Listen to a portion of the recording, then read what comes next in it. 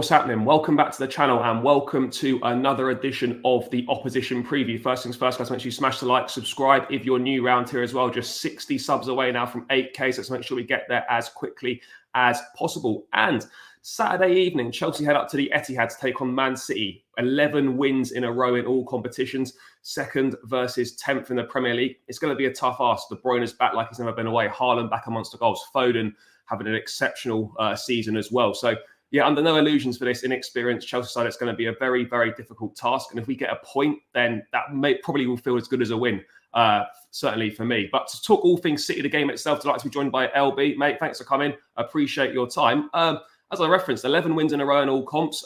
Champions League tie against Copenhagen pretty much wrapped up earlier this week. Yeah, City, this seems to be your time of the year, doesn't it? Things seem to be coming together quite nicely. Yeah. Listen, things are still not perfect. We've got stuff to work on. Like our defense is still not at where we want it to be. But yeah, things are going well. 11 wins on the trot. I think we've got 5 or 6 Premier League wins in a row as well. And there's a lot of confidence around us, as you said. Barring a disaster, we're into the quarterfinals of the Champions League. We're still in the FA Cup. Got a tie against Luton. So yeah, man, things have picked up since maybe November, December, when we was going for a little bit of a rough patch. Of course, during that period, we drew against you guys. Yeah, and that seems like a long time ago now. I remember everyone was saying, I know City are they're losing it a little bit. There's like 1 win in 6 or 7, but you're right back there. You're second with a game in hand. You win that, you're top by a point. Look, the title race is close this year at the moment. City, Liverpool, Arsenal, goal difference is all roughly the same. Couple of points between the 3 teams. Obviously, going for the 4-peat. No one's done it. Would you say this is probably? I know you've had some big races with Liverpool. Would you say this is perhaps the most open it's been in the last few years in terms of the title race? Because genuinely, there's 3 teams at the moment that can still win it. I guess, yeah, it's probably the most open it's been. It doesn't feel as stressful. It's weird. It doesn't feel as stressful as like the races that we've had with Liverpool. Because, but then again, we're not. We're still only in February. So I guess maybe if you ask me that question, maybe in March or April, I might give you a different answer. But yeah, listen, I think that Arsenal, that they, I still think they're missing maybe 1 or 2 players from that squad to win it. But they've obviously got the chance. You know what I mean? They're thereabouts. And Liverpool, we know what Liverpool are like with the players that they've got and the manager. So, obviously anyone can win it. I think the league's exciting this year. The top 4, there's a couple of teams going for that. European spots as well. So, yeah, man, it's pretty exciting. No, absolutely. I mean, you obviously referenced City, not that many weaknesses, but defending has been one that's perhaps not been as strong as it has been in past seasons. I mean, obviously you're winning a lot of games, but there's not that many clean sheets. You are having a few lapses in concentration. A few goals are going in, even if you're outscoring teams. Why do you think there's been a little bit of a drop-off defensively? Obviously, Vardy out for a couple of weeks now as well. He's had a toughish debut season, obviously spending a lot of time out at left-back, which probably isn't his ideal position, but it's the same thing. I mean, just on Vardy, does Pep get sort of tough time from City fans of playing him at left back? Because at Chelsea, when Poch was playing Levi Cole at left back, a similar thing, centre back at left back, kind of getting pelters for it from the fans. I mean, is that the same with Pep, or because he's been so successful? Well, it slides a little bit. Some City fans do, but I think Vardy's been fine this year. I think he's had maybe 1 or 2 tough games, but listen, we're halfway through a season. Every player's gonna have a couple of tough games. I think other than that, he's been pretty fine. I mean, the way he holds the ball up on the wing. He's great, you know what I mean? He really allows us to push forward. He can whip the ball into the midfield. I think Gvardiol's been fine. I don't really get why some people say he's had a bad season. I completely disagree. I think he's had a couple of tough games, and that's it. I mean, he's 21. It's your debut season. Be pretty amazed if he didn't have a couple of tough games. So, I mean, he's been pretty fine. I mean, we need to remember not to go overboard here. I mean, we've still got the 3rd best defense in the league, but it's just a couple of the goals have been really sloppy. I mean, the game that we played at yours, I mean, our defending there was just shambolic. It really was. And it's not really like a system issue. It's not like our defense is just not able to defend. It's like you say, it's just more lapsing concentration, just stupid stuff, which is disappointing. So I'd like that to sort of tighten up a little bit, but yeah, it's not horrific. Like I said, we've got the 3rd best defense in the league. It's just the way we're conceding goals is a little frustrating. Like the goal we conceded against Copenhagen, sloppy from Edison. The goal that we conceded against Brentford, just like really, really stupid. Like, it's just those sort of goals that we're conceding at the moment, rather than anything sort of systematic. You know what I mean? So yeah, I'm hopeful that it'll sort itself. But the good news is, Ruben Diaz, whose game I thought dropped off a little bit maybe in December, he's now picking up his form, and he's put in now 2-3 good games. Kyle Walker, who was going through a bit of a rough patch, he's now put in a couple of good games in a row as well. So, and obviously Ake's come back into the side, who's an absolutely fantastic player. You guys were close to getting him. And he's just an amazing player, completely underrated by the whole fan base in this country, who don't understand just how crucial he was to our treble last year. He's absolutely fantastic. So I'm sort of hopeful that our defensive issues are coming to an end, because it does seem that a lot of our players now in that defense are starting to pick up form. Yeah, no, it's certainly a lot better defensively than we are. We seem to we let a lot of goals in, make a lot of individual mistakes. And obviously we do that on Saturday. We're gonna be on the receiving end of perhaps a bit of a beating if we don't tighten up defensively. But obviously, in terms of City, Phil Foden having an exceptional season. He's one of those that, getting compared to Bukayo Saka. I mean, Rio Ferdinand in a week saying he's world class, whether he's world class or not is kind of a separate debate. But I certainly think, would you say that he's in the best form of his career? Is the best form he's shown at City? Because he's now, like, people always talk about KDB and Haaland, but I'd include Foden in there as well as probably the three kind of go-to players at City. I know Rodri obviously exceptional in the midfield, but do you say Foden's really now starting to shine? Yeah, well, I mean, I think I love this guy. I watched this guy through the academy. He's 16, 17 years old, and he played in the midfield. And since he's come into City, he's not really played in that midfield a great deal. Not because he can't do it, like some dumb people go, well, he's never played in midfield before. No, that's because we've had Kevin De Bruyne, Ilkay Gundogan, David Silva. That's one of the main reasons he's not played there. But now, obviously, you've got Gundogan gone, David Silva's gone. There's starting to be a gap opening there, and Pep's putting him in there a lot more. And he's just unbelievable, mate. I think he's a generational talent. I really do. He's led the team a lot this year. I think he's really sort of stepping up that leadership, because now he's 23. You know what I mean? He's not some young kid anymore. And he's honestly, I just think he's amazing to watch when he's on the ball, the way he moves with it. He glides around the pitch, he gets goals, he gets assists.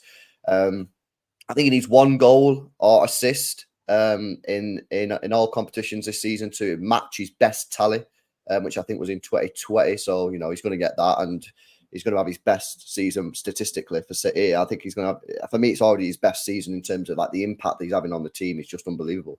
But yeah, listen, I just think he's different gravy, man. I think he's unbelievable. And like I say, I think he's a generational talent. I think we've got a couple of them in the England squad. Him, Jude Bellingham's another one. We need to find a way of getting them into the same England team, because we're going to win anything. We need these players to be playing.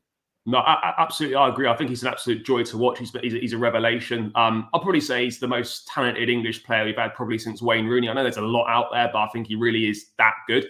Rightfully so, him and Bukayo Saka get spoken about a lot this season. But one former player of yours, Cole Palmer, returning to the Etihad this weekend.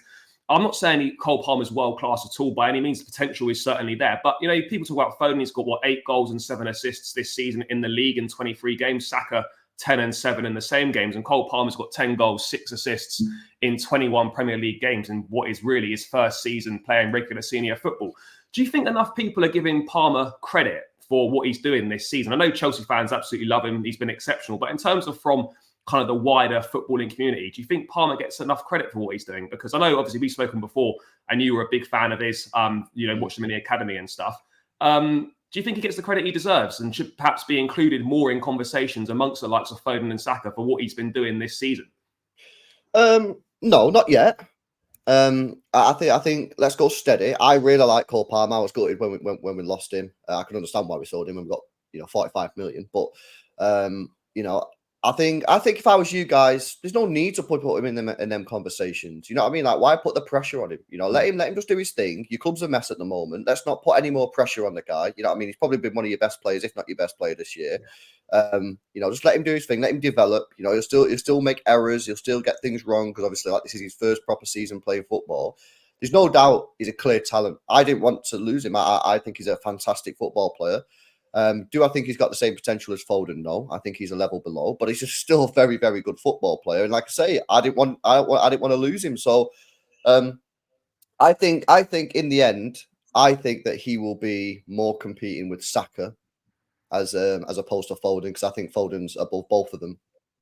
But I genuinely think that maybe Cole Palmer in maybe next year, the year after, I don't see why he couldn't potentially overtake Saka. I rate him that highly. I think he's a fantastic footballer. But I think for now, I just think let's not be putting any more pressure on the guy. Yeah. I mean, like I say, your clubs, and I'm not, you guys will probably accept this. Your club's a mess. Let's not put any more pressure on him. Let's let him just develop. But like I say, next year, maybe the year after, there's absolutely no reason why I don't see him potentially competing and maybe even being better ranked than Bukayo Saka. I genuinely believe he's got that ability. Yeah, I mean, he's got that confidence, that arrogance that all top players have. He makes the game look easy. But I mean, are you surprised? Obviously, I know you know a lot more about him than we did before he came. But are you surprised at just how well he's done? Because I think people knew of his ability, but maybe weren't sure how. I'm not surprised at all. No? Not surprised at all. No. I knew the guy was mint, mate. I knew the guy was mint. You know what I mean? Again, when you watch these players go for the academy and you see their development, right? You know what you've seen them do it. You know what I mean? And people say academy football's different. Yeah, but when he's banging in a hat trick, against some team and ripping them apart, you know he's a good player. You know what I mean? And the difficulty that he had at City last season was that there was not a lot of positions we could give him game time in, because there's only really 3 positions, and 2 of them really, and one of them again is not ideal. There's only 3 positions that you can really play him in: attacking mid, right wing, or like a false 9. But the false 9 again, it's not his ideal position. Well, he couldn't play right wing last year because we had Phil Foden, Riyad Mahrez, Bernardo Silva, right? So we couldn't give him any minutes on the right wing.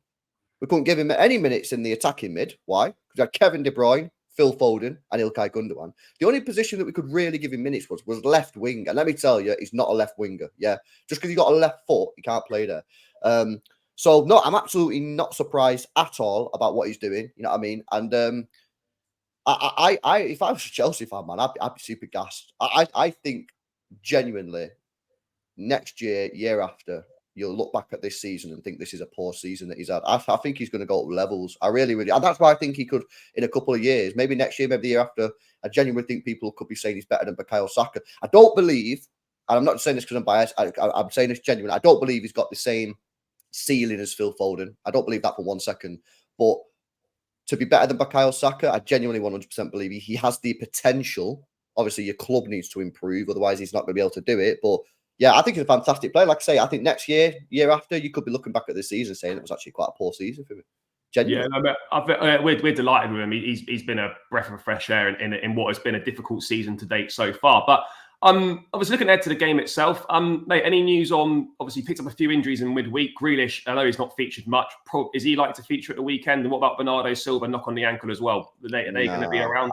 I doubt any of them will be available, unfortunately. You know, Jack Grealish had a groin injury, so you're looking at a couple of weeks minimum. Bernardo Silva, the tackle on him was absolutely horrendous. I can't believe it didn't even get checked by VAR. For me, it was a red card.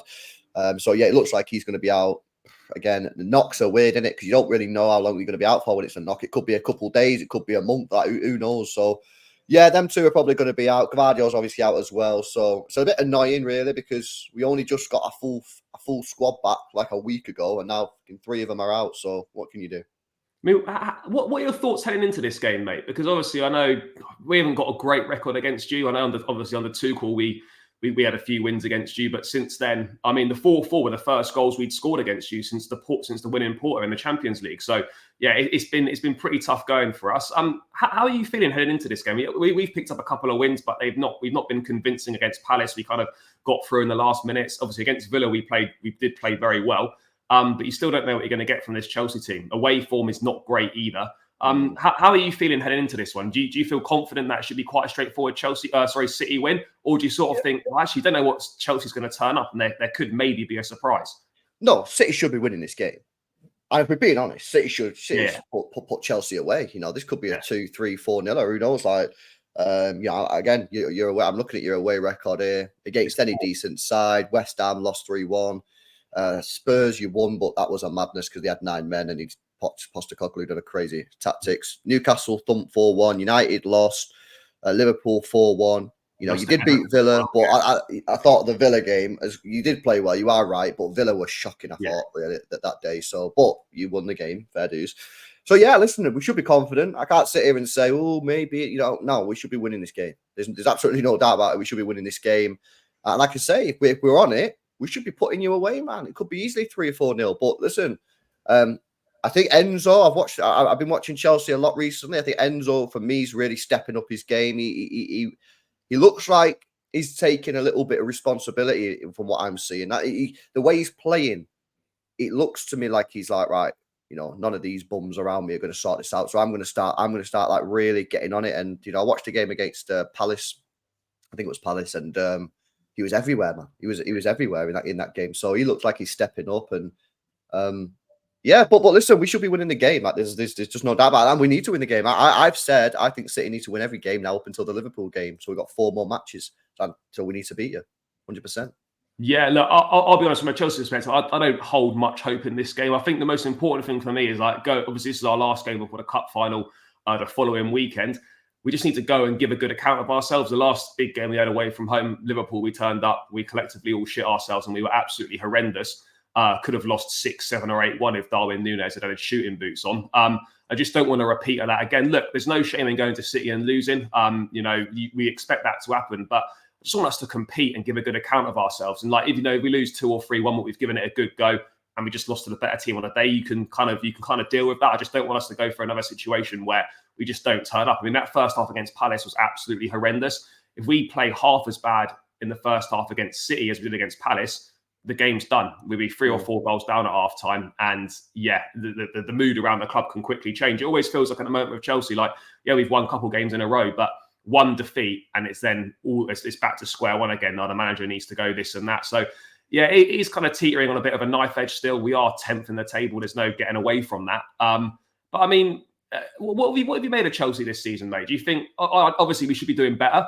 It is unique circumstances to a certain degree. The manager should be doing better in certain aspects, absolutely. But I mean, is Chelsea doing kind of as you expected, or do you think actually we're massively underachieving given the outlay, given the players? Yeah, I don't think anyone can say Chelsea are doing what we expected. No, I didn't expect Chelsea to be 10th. All right, come on, man. Where did you finish last year? You finished what, 12th last year? 12th last year, yeah. So, I mean, come on, man. We need a little bit better of an improvement than 2 positions for a team that spent £1 billion. Honestly, I didn't expect you to get top 4, but the bare minimum I'm looking here is 7th. Yeah. I really think that is, to be honest with you, come on, man. What are we doing here?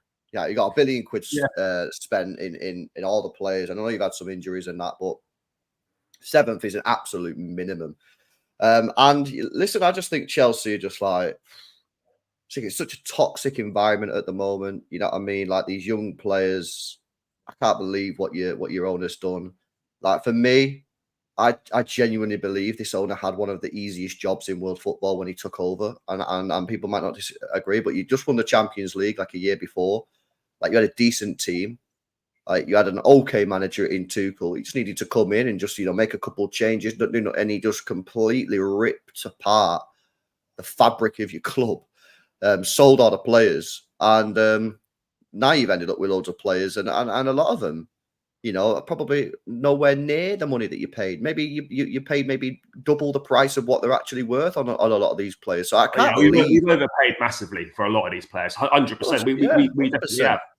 I can't believe what he's done. I just don't believe. I just don't think he needed to do what he's done. And the fact is, he spent £1 billion, and obviously Petrovic has come through, but you didn't have a proven goalkeeper. You've not got a proven goal scorer. I mean, if I'm an owner of a football club, or a manager or whatever, and I'm taking over a team, and I guarantee you'll agree with this, and I guarantee anyone watching this video will agree with this, because this isn't a controversial statement. The first 2 positions I'm sorting out on that pitch, I'm getting myself a mint goalkeeper and someone who can put the ball in the back of the net.